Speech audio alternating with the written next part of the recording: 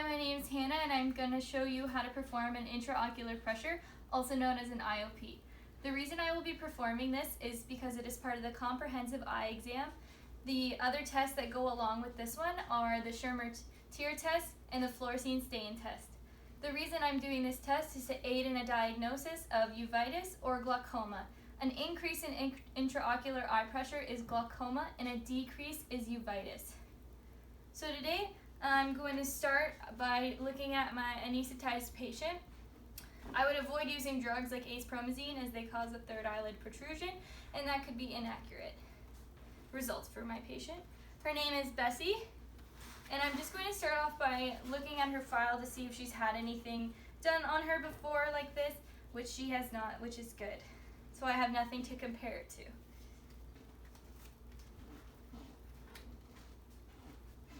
So to start, I'm going to turn my patient into left lateral recumbency, as this is easier for me to see her eye. I will then put on my gloves to keep this as sterile as I can possibly do so.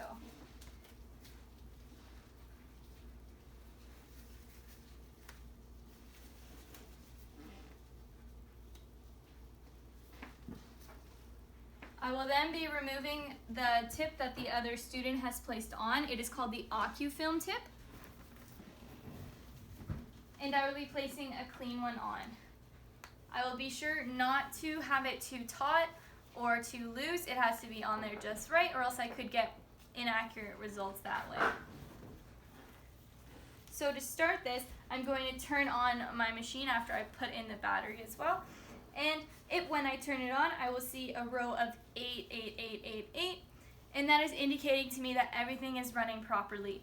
If I were to see a DN, that would mean it is not going to run nicely and I need to give it to my instructor for them to fix for me.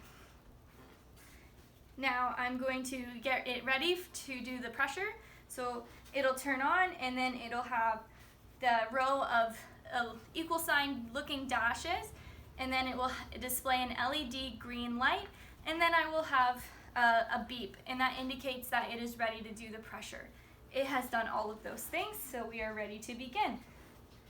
I will pull apart the eyelids, and I'm going to keep this perpendicular to the cornea.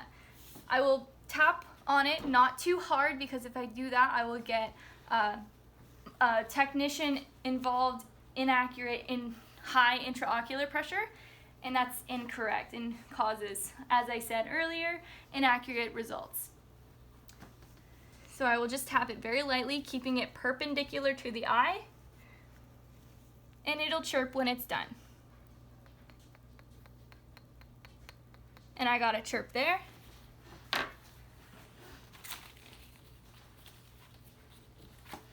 just find a page to write it down on. So for that reading, I got 19 millimeters of mercury over 85. The 85 is the statistical indicator. This has to be over 80 as it is just a quality control. If it was below 80, I would have to redo my taking of the results. And the 19 is the intraocular pressure for right now.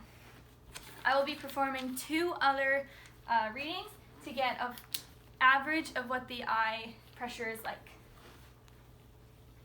And same thing, it's ready to go as it has the dashes, the green light, and the beep. And I will keep it perpendicular to the cornea. And it'll chirp for me. And I'll write down what I got. I got 20 millimeters of mercury over 85. So the statistical indicator is still correct. I do not have to retake that result. And I can continue on with my last result, keeping it still perpendicular to the cornea. And I got my chirp. And with this one, I got 18 millimeters of mercury over 84.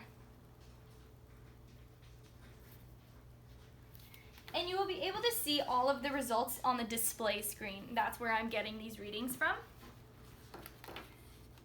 In a true practice, I would do the intraocular eye pressure of both eyes and take the average and then compare the two. However, in the St. Clair College clinic, I will only required to do one eye as the other student is allowed to do the other eye. So I will just do the average of her right eye.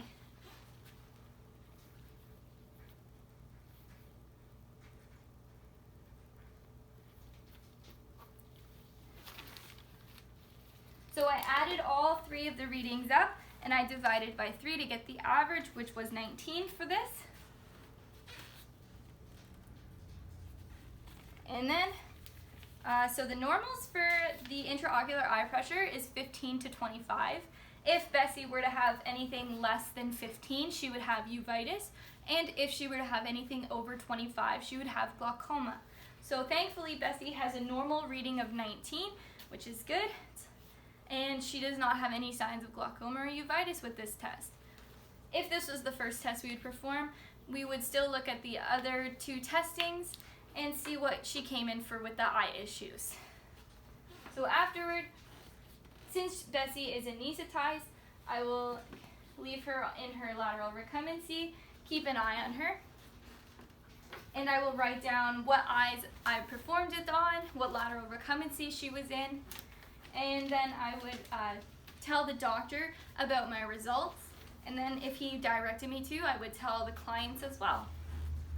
So for cleanup purposes, I'm going to leave the lid, like the OcuFilm tip, on my tono pen, and I'm going to take off the battery, put it in its box, and then I will place that back in its cabinet where it came from. Everything's labeled, and then I will take off my gloves and throw out the other tip and the gloves all in the garbage. Thank you for listening to my IOP directions.